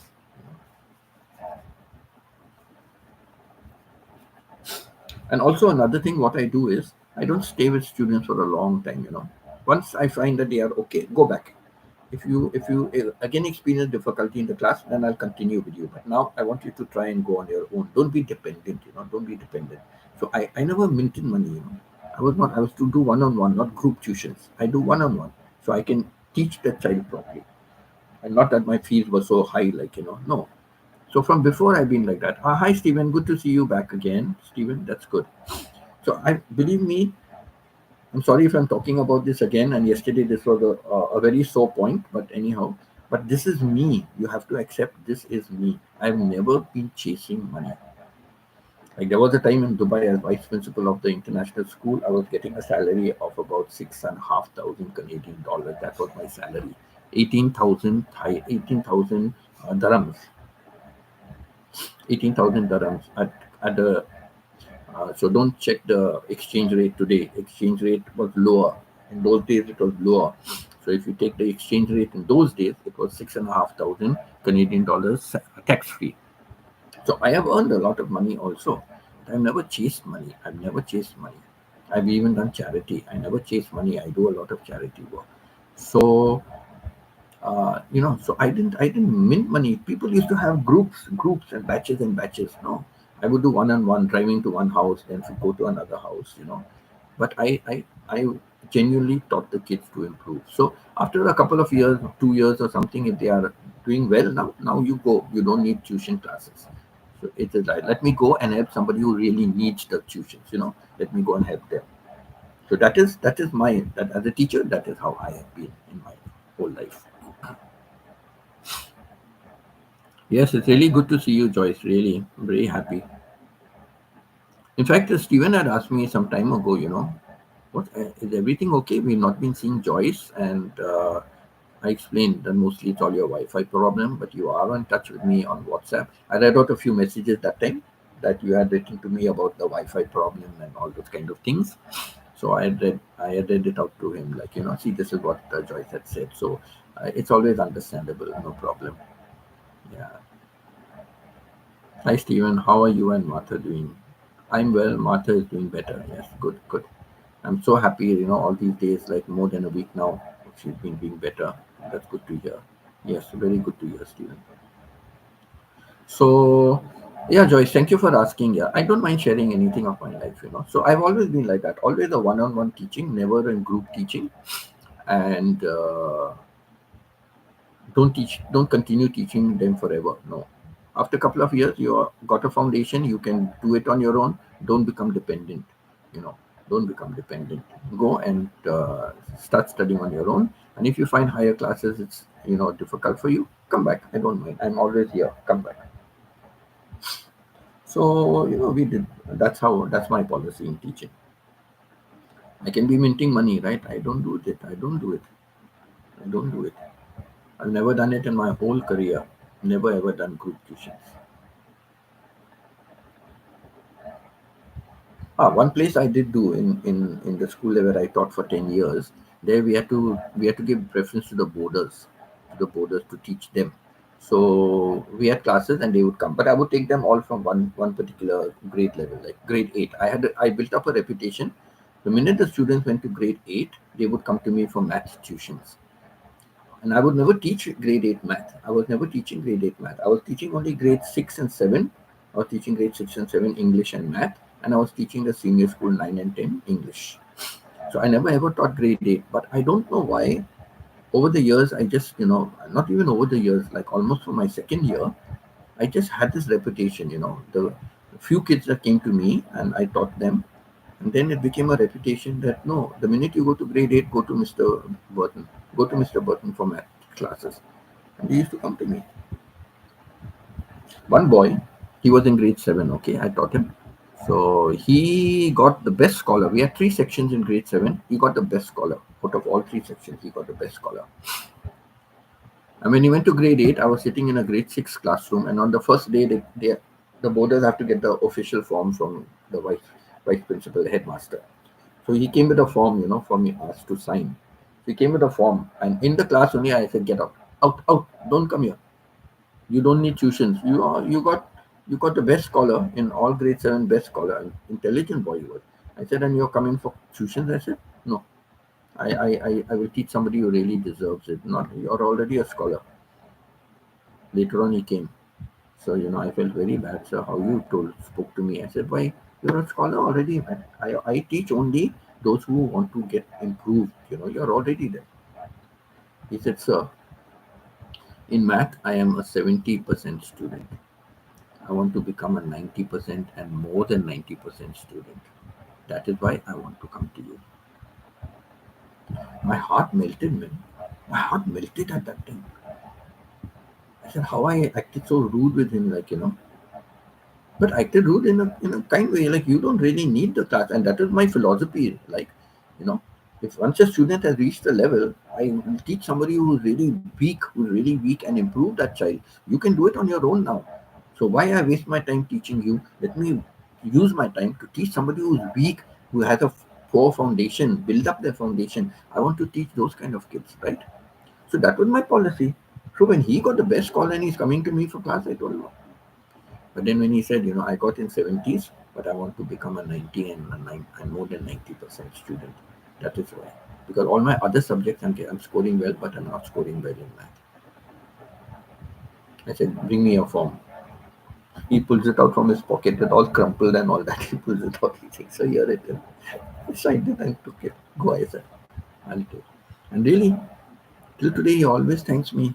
He's got in touch with me from Facebook, but he'll always thank me. He said, "Sir, you set my foundation." And he became the head boy of the school later on. He became the head boy of the school also. But he always said, "Sir, you set my foundation, sir. Because of you, he scored almost 10%, in math for his board exam." He said, "You set my foundation, sir. You're very this." So it's that way that I can give that back, from education. That's why when I saw that little boy with the candy, I gave the candy incident. I decided, when I go to Philippines and settle down, I'm definitely going to teach Filipino kids. I'll go to the barangay chief. I'll find out how I can do it. But they got many rules and regulations there. But I will give it, and it's free. I'm teaching the poor kids, like, where can they pay me? Correct? Where can they pay me? So they have to understand that, like, I'm just doing it, and I'm helping their country, right, with the education, educating the kids from Filipino kids. I'm contributing to that, and I will still do it. I will still do it. So many kids don't go to school, right? They don't go to school. I can teach them. So I can still be free in the evenings on my YouTube. Mornings I can use to go and help and teach them. So that's still my thing in mind. I will still have it wherever I'm staying. I will speak with the barangay chief, whoever the barangay chief. I'll speak with them. I'll tell them if you can talk to immigration, ask them any particular way I can do it. I'm willing to offer my this. Again, I say I don't have money to give. I don't have money to give. I will have just enough for myself. But I can give back to education. I can give back. I can do free teaching. And I know I can improve kids. And now that I'm here and watching how children with autism, and these children only know Japanese, okay? They are basically Japanese. My brother speaks fluent Japanese with them, but I don't know Japanese. But I tried, last year I tried about a couple of classes I tried with them. And yeah, I spoke only in English, but I had learned already a few Japanese things, like look here, kokomite, look here, so few things like, uh, few things I picked up in Japanese, like, So I will learn now some more things as I hear my brother talking. I'll learn some more things and I can help them. So I will get more experience. Now they are also they. Now this is the culture. What you're talking about Southeast Asia, Joyce. This will be it. Here they are so dependent in English. Now there is a Chinese student that's coming. A Chinese student, and the Chinese student knows no English. No English he knows. A little bit he speaks, little bit, very little, but he cannot speak properly. He is very badly affected. He cannot speak properly. So we are going to help him. Let's see how much he can develop. So it's that way. So here there will be more experience. I'm teaching this low level, and the books that they are doing is like for KG and grade one and all. Those books they are doing. Though they are like 6, 7, 8 years old kids, they are doing KG and grade one and grade two books level. Because they are so badly affected. So we are doing that with them. So, and to tell you, there was one student that came to my brother last year. He had come just few days before I came here. And I saw in that 1 month that I was here last year, I saw in that 1 month how much that boy improved. Oh my God, he improved a lot. He improved a lot. So he was with my brother for 10 months, kind of, right? Then they go to an outside evaluation center by the government, an evaluation center. So they are got qualified people to do the evaluation. When he joined the school here, he was 6 years old. When he joined the school, his level was 2 years and 1 month. 2 years and 1 month. That was his level. Though he was 6 years old, his level was 2 years and 1 month. Now, when they went for the evaluation, the parents couldn't believe. The people who were doing the evaluation couldn't believe. The people who are in that office over there, all doing evaluations, they all couldn't believe, because this guy used to be in another school and he used to be going there for evaluation year after year, right? Now suddenly he came to my brother's school, and in 1 year, from an IQ level of 2 years and 1 month, he had an IQ level of 4 years and 5 months. 4 years and 5 months. That's almost like 2 years, definitely more than 2 years, 2.5 years, like almost like, so say 2.25 years extra he gained in 1 year's time. He gained 2.25 years. And they said, we've never had people like this. We've never had people who have, increased so much. And they have some grading systems, like, so he has skipped one system and gone to the higher one. That's his level. So they said, we've never had people. In fact, sometimes people go down because of their, handicap. They go down. But here, he's improved like 2 levels up, he's gone. So they were all very impressed. So what my brother's teaching, the system he's teaching, how he's teaching, it's really making a difference. No? So I will be able to learn. He's got like so many years experience doing it.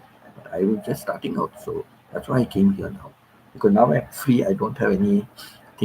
I have time. Last year I didn't have time. Because I was doing, I had my online classes. I had a few. So I couldn't take a long time off. And already I went to Canada. Remember, I went to Canada. Then I came here for 1 month. Then I went to Cebu for 11 days, right? I said, let me take an extra. If I'm already so many days out of the country, I might as well take extra days. And my flight to Cebu was only um, $138 extra. So it wasn't much. $138 was not much. It was. So that's why I took it. Manila, Cebu, Manila, Lapu-Lapu, Manila, right? Mactan. So only 138 Canadian dollars. It was a very good rate I got by Cebu Pacific. So I took that. And right. I shall be coming for mine. I shall be coming for mine. Still here. What am I missing? Still waiting for the apples to sweeten, Joyce. Okay. I ate one yesterday and it is still a bit dark. Okay. Stephen, what have you done with those apples that was in your video? Okay. Right, you see you're coming from. Coming from mine too. Yeah, good. Okay. So, yes, now, Joyce, the cultural differences here. And lots of Japanese culture is a lot of do's and don'ts. A lot of do's and don'ts. You know, so it takes a long time to, to follow up and do things according to that. Now, just to give you a small thing. Now, when the students and the parents they come in the morning to leave, okay, sometimes the parents sit down to watch a little while. One particular parent does that, and they both sit down, husband and wife, and then they leave sometimes. And so when they come into the home, they have to remove their shoes. Fine. In Canada also we have to remove shoes, but they are supplied with other home slippers. They are supplied with home slippers. The home slippers have to be facing a particular direction. It has to be placed facing a particular direction. So it has to be facing the direction in which they are coming into the thing, so they can just slip. They remove the shoes and slip their feet into this. Okay. And when they are leaving and going out, so it has to be left in that direction. So when they are coming, it is in this direction. When they are leaving, it is in that direction. They have to leave the slippers and then go and put on their own shoes. So you know, there are lots of different formalities, and you have to keep those in a particular way, and all those kind of things. So there's a lot of cultural learning to do in Japan. A lot. I wouldn't know in other homes whether it's the same thing, but in my brother's home, this is what we do. And his wife is Japanese, right? We are married for now 25 years or something. So this is the form. And even when I came before in 2007, I came to Japan. We were in another city. All these rules were still there. All these rules are still there. Today also these rules are there. Even yeah. So anyhow, so that is it. So it's okay. So lots of formalities here. Lots of cultural differences. Lots of cultural differences. Lots of cultural differences here in Japan. So you get used to it. As time passes, you get used to it. I'm enjoying. I'm doing a lot of refreshing. Let me refresh this small fellow. Also.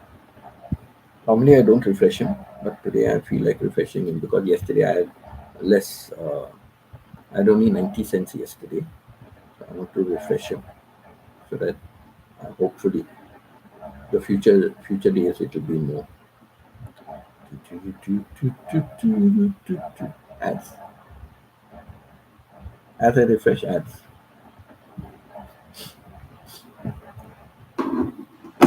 On something extra and then ads now.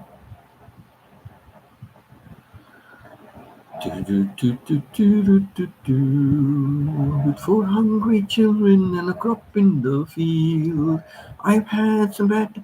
Thank you, Joyce, for telling me about asking me this question. Like we've covered some more time. I don't mind talking. Here in Jamaica, I generally buy American apples every week.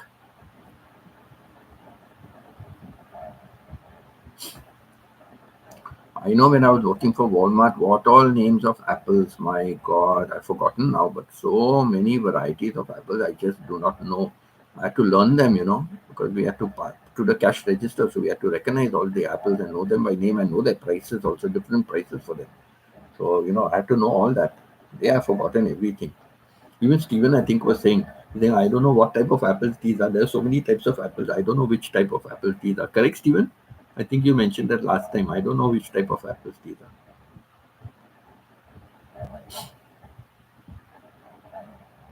I have one in my lunch now. Okay. So, right, during the day shift, you're having normal meals.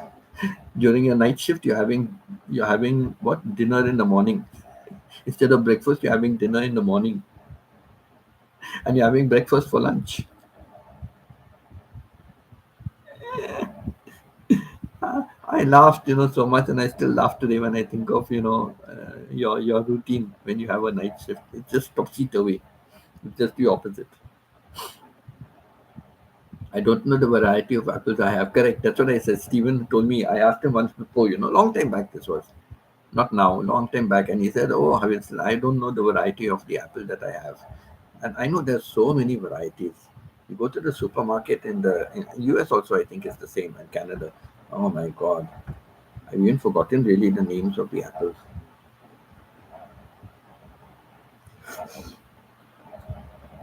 Oh my God, this nose of mine, I don't know. Chop it off.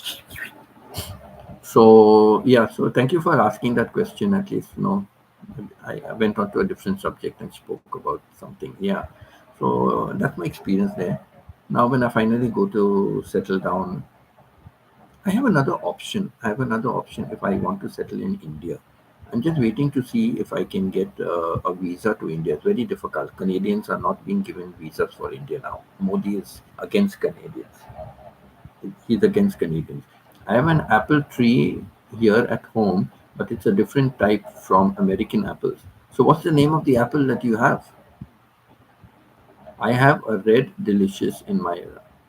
Ah, the red apples. Okay, they are called red apples also. I think some apples are called the red apples. No, no, they have a different names. Let me see if I can. Let me Google and see the names. Because I know in Canada, oh my God, I had to study at Walmart. I had to study all the different names of apples. So let me see if I can find out. Uh,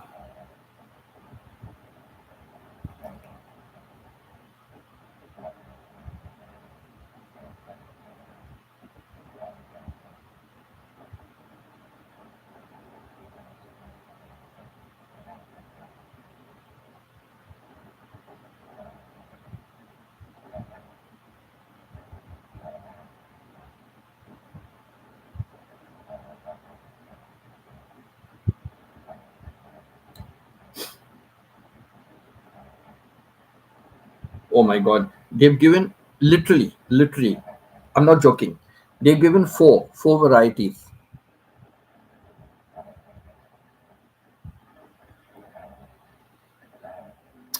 Not very clear. Wait, come on, clear up. They're given four varieties. They're given four varieties, and down it says 13 more. 13 more. Down it says 13 more. Okay, let me read it out. It's not clear. Gala, red delicious. That's why I said they call it red apples. So red delicious. Gala, red delicious. Granny Smith, Fuji, the Fuji apple. The Fuji apples normally come in a kind of a wrapping. They keep it. Golden delicious, honey crisp, Macintosh red, pink lady, ambrosia, Scotland, Jonah Gold, Empire apples, Empire, Northern Spy, Cosmic Crisp apples, Spartan, Mutsu, Married, Mared. 17 varieties of apples in Canadian supermarkets. 17 varieties of apples in Canadian supermarkets. Unbelievable, right? I don't think any other fruits has such a variety. I was familiar in Walmart. I'm familiar with Gala, Red Delicious, Granny Smith, Fuji, Golden Delicious, Honey Crisp, Macintosh Red, Pink Lady, Ambrosia I never heard, Scotland I never heard, Jonah Gold I never heard, Empire Apples, yes, Northern Spy I never heard, Cosmic Crisp Apples. No, we had something crisp apple, honey crisp apples or something we had. Spartan I never heard, Mutsu I never heard, and Married I never heard. But we had about some 12, 10 to 12 varieties that we had. But here, 17 varieties. I said apples found in Canadian supermarkets. 17 varieties of apples. How will we remember 17 names?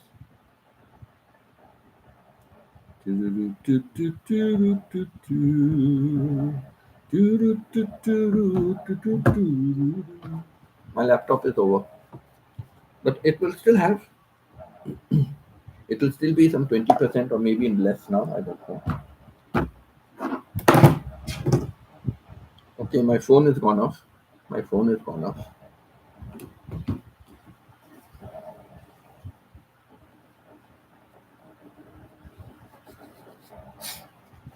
Yeah, my phone is gone off. So, yeah, so that's that. It was a hard task to remembering. I used to sometimes quite forget, also. I used to forget about the variety of apples, Because we had about 10 to 12 varieties.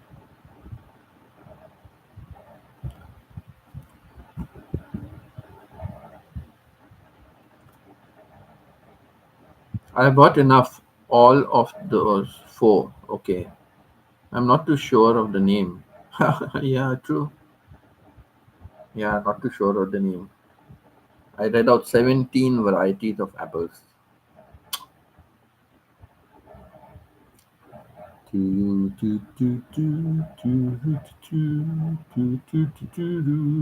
But yes, the red, that's why I said the red delicious. They are called red delicious.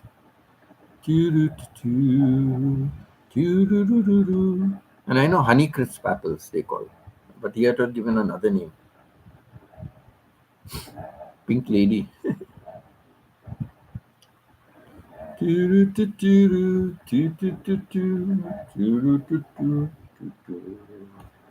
Que sera, sera, whatever will be, will be. The future's not ours to see. Que sera, sera, what will be, will be.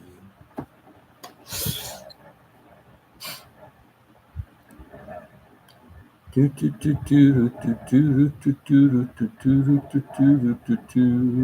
will wash my face afterwards, maybe something. I'll wash my face.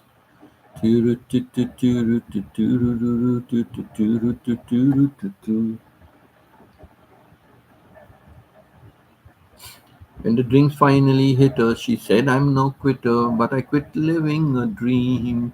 I'm hungry for laughter and life thereafter.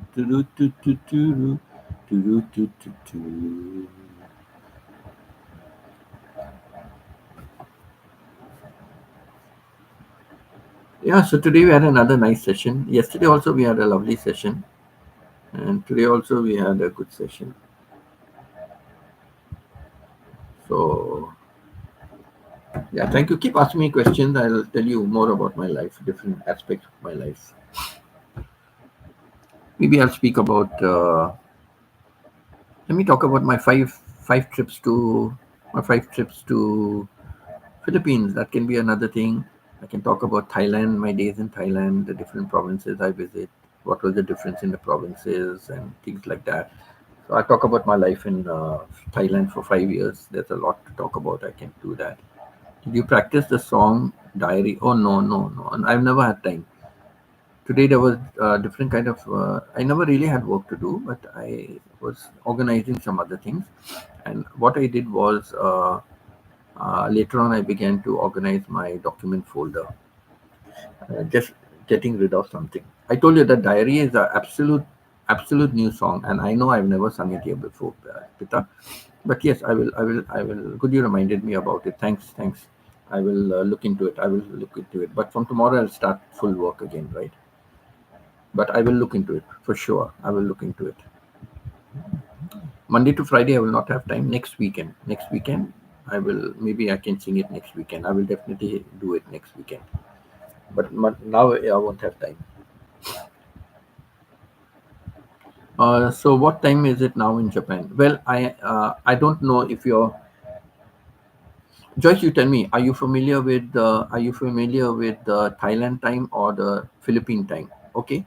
So let me speak of it from that, because I was in Thailand, so you're aware of the time difference, and most of the people are in the Philippines, so you must be aware of the Philippine differences. So I put it this way. Okay, first, so it makes it easier for you to understand. Okay, since you know both the what is the time in Thailand compared to your time, what is the time in Philippines compared to your time. So let me put it this way. Japan is 2 hours more than Thailand. Japan is 2 hours more than Thailand, and 1 hour more than Philippines. So Japan is 2 hours more than Thailand and 1 hour more than Philippines. Okay. So right now in Japan, it is 7:55. So say almost 8 o'clock in the evening. Okay, 8 o'clock in the evening, 8 o'clock Sunday evening. Okay, 8 o'clock Sunday evening. So Philippines is about 7 o'clock Sunday evening, and Thailand is about 6 o'clock Sunday evening. Okay.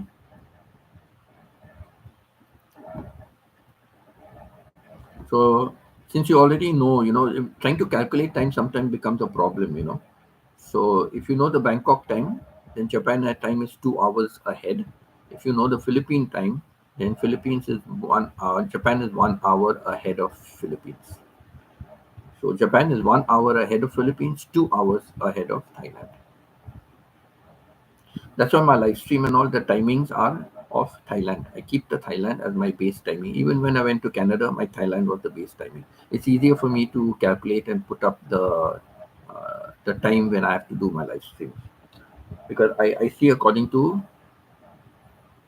this is the time I should do according to Thailand time. This is the time I should do it. So automatically it will calculate whether I'm in Canada or I'm in Philippines or I'm in Timbuktu, right? It will automatically calculate what is that time for people, right? So I haven't changed my laptop to, it's still on Thailand time,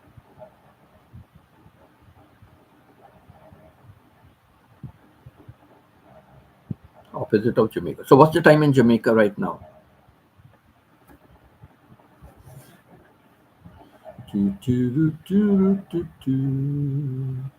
do, do, do, do, do, do, do, do, do.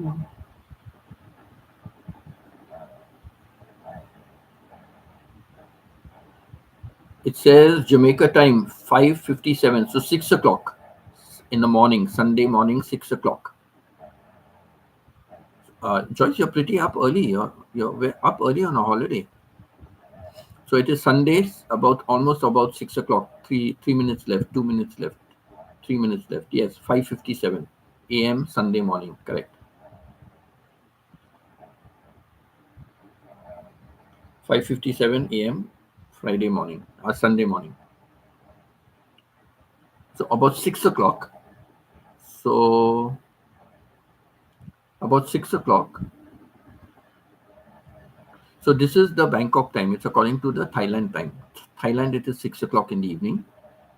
Thailand, it is 6 o'clock in the evening. Same like your 6 in the morning, 12 hours difference. But Philippines is 7 o'clock in the evening. Philippines is 7 in the evening, and Japan is 8 in the evening. Right. So that is it. You picked a fine time to leave me, Lucille. Before hungry children and a crop in the field. I've had some bad times, lived through some sad times. This time your hurting won't heal. You picked a fine time to leave me, Lucille. Doo-doo, doo-doo-doo, doo-doo-doo, doo-doo-doo, doo-doo-doo, doo-doo-doo. I refresh my screen, again ads. So happy. Yes, Sunday morning, 5:57, Friday, Sunday morning, right? For us, it is Sunday evening. Doo-doo-doo-doo-doo, doo-doo.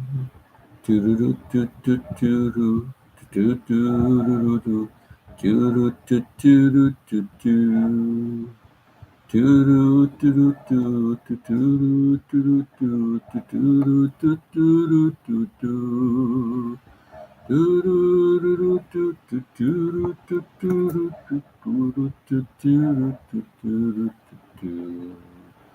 picked a fine time to leave me, Lucy. With four hungry children and a crop in the field.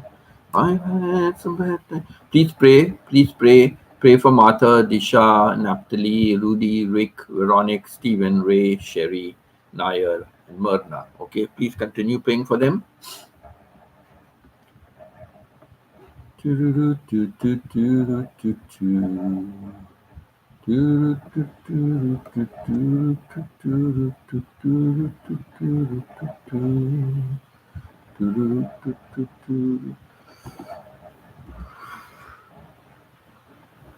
And none of them are cured, like none of them are cured. So they still need your prayers, okay?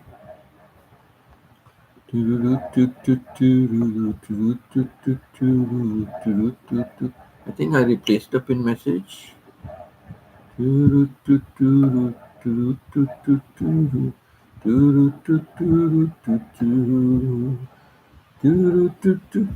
Okay, everyone. I know we've been having a very good conversation, but let's stop. And I'm really hungry also, and I need to see to my nose, and my throat is dry. I'm hungry. I'll eat when I'm hungry. I'll drink when I'm dry. If moonshine don't kill me, I'll wait till I die. But I don't have moonshine, so that's okay. So that's it. So love to all of you. God bless you and your families. Thank you for always being a strong supporter for me. I really value the time you spend. I may talk some nonsense sometimes, but I just speak from the heart. And if something really affects me, I mention it. I don't take names. I don't like to hurt anybody in particular. I don't want to be offensive to anyone. And even if someone has said something about me, it's okay. I don't want to mention it. But it's okay, whatever people's opinion is, their opinion, right? So it's okay. I won't go into that again now, but I am myself. I am who I am. I always say that.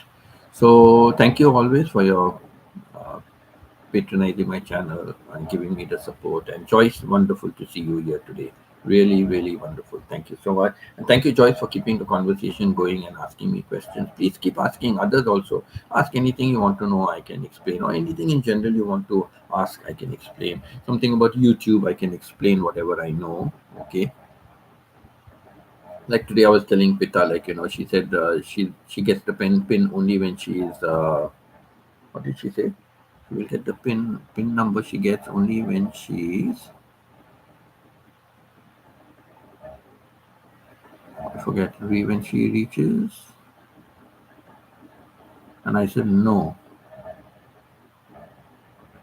Yeah, anyway, I forget. I don't want to say something that I'm not, but I told her, like, no, not that way, it is the other way. So yeah, that's it. So don't worry. So thank you everybody, and ask me questions, ask me, I'll talk more. And I've got other aspects of my life which I will talk: Thailand life, Philippine life, and, I'll expand something more about that. Maybe talk about shopping centers, maybe talk about malls, beaches. I've not been to many beaches, but whatever it is, I can talk about, my travel experiences, how it has been. I can do that. Okay. So again, au revoir, hasta luego, till we meet again. Okay, till we meet again. And you can be on my live stream in the night, Joyce. You can. It's daytime for you, so you can be there. I know Stephen is there. Yesterday, Stephen and Chona were having a nice conversation, and Stephen is saying, "I'm not handsome," and Chona said, "Well, for me, you are my handsome Stephen." So yeah, I do go back and read. I do go back and read, and I also sometimes I'm a silent reader. I am on the channel, but I don't show myself. Of course, when I'm on live stream and if I come in front of the camera, you can see my this. But I can read it from my angels. I can read some part of the conversation. I can read, but I always go back when a live stream is over. I go back and I read whatever comments I read. I see, because any new person, and also I read and see what was chatted and all that. So yeah. So take care. I better leave now. Bye. Take care. Steven, looks like a boring day for you. I'm happy. Do-do-do-do-do-do-do-do.